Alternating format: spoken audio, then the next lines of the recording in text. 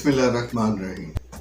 Phishing time में phishing zone के साथ मैं हूं सैयद हमाद रज़ा काज़मी और आज हम चराई पाउडर में इस्तेमाल होने वाली जड़ी बूटियों का मुतल्लिक़ मालूमात की अपनी 19वीं वीडियो में आपसे शेयर कर रहा हूं। और आज हमने जिस जड़ी बूटी का इंतखाब किया है वो है तालेश पत्तर। तो आइए इसके मुख्तलिफ नाम देखते हैं, मुख्तलिफ ज़ुबानों में क्या क्या नाम है इसके। इसे इंग्लिश में सिल्वर फर भी कहते हैं, हिंदी में तालेश पत्तर कहते हैं इसको, संस्कृत में इसको तालेश कहते हैं, अरबी नाम है इसका तालेश है और फारसी में इसको जरनब कहते हैं और एक हर्बल में इसको जरनब तालेश पत्तर भी कहते हैं। गुजराती में एबिस कहते हैं इसको, मराठी और बंगाली में तालेश पत्तर कहते हैं इसको और लातीनी जुबान में वे बयाना कहते हैं इसको और अंग्रेजी नाम है इसका सिल्वर फर। मुकाम पैदाइश जरनब तालेश पत्तर खुशबूदार जरनब तालेश पत्तर खुशबूदार पत्ते हैं और इनको पत्तों को ही हम अपनी चराई में इस्तेमाल करेंगे। ये एक छोटा सा सदाबहार दरख्त है जो कि कोह हिमालय के बुलंद सिलसिलों में पैदा होता है। बंगाल और असम और जनूबी हिंदुस्तान के साहिल पर भी मिलता है।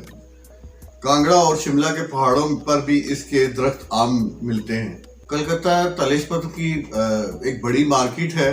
इकट्ठा करके कलकत्ता में लाके ये से पूरे मुल्क में सप्लाई किया जाता है क्योंकि अक्सर अद्वियात के लिए पत्ते ही काम आते हैं। इसके खुश्क पत्ते पंसारियों की शॉप से आपको आम मिल जाते हैं। इस दरख्त के पत्तों से ज़ाफ़रान और केसर जैसी खुशबू आती है। ये पत्ते बेद के पत्तों से मिलते जुलते और बेज़ी शक्ल के होते हैं। इनके किसी तरफ नोक नहीं होती। इस दरख्त की लकड़ी कमज़ोर और लाल रंग की होती है। इसके फूल छोटे छोटे होते हैं और जो मई और जून के महीने में फल लगता है इसको में गुच्छों की शक्ल में इसको फूल लगते हैं और इसका फल तकरीबन 1.5 इंच तक होता है। लेकिन इसमें हम जो ना चराई में हम इसके पत्तों का जो है ना इस्तेमाल करेंगे। इसका फल गोल 1.5 इंच तक होता है और पकने पर ये गुलाबी रंग का रंग इख्तियार कर लेता है। फल के अंदर 10 से 15 तक गुठलियां होती हैं। रंग सब्जी माइल जर्द, जायका खुशबूदार मगर कड़वा होता है और मिजाज इसका दोस्तों खुश्क और गर्म है। तो ये थी आज की हमारी जड़ी बूटी तालेश पत्तर। तो ये तालेश पत्तर आपको आसानी से किसी भी पंसार की शॉप से मिल जाएंगे और ये हम चराई में इसकी मिकदार भी हम 75 से 150 ग्राम तक इस्तेमाल कर सकते हैं। यानी कि अगर कम से कम आपने मिकदार इस्तेमाल करनी है तो 75 होनी चाहिए।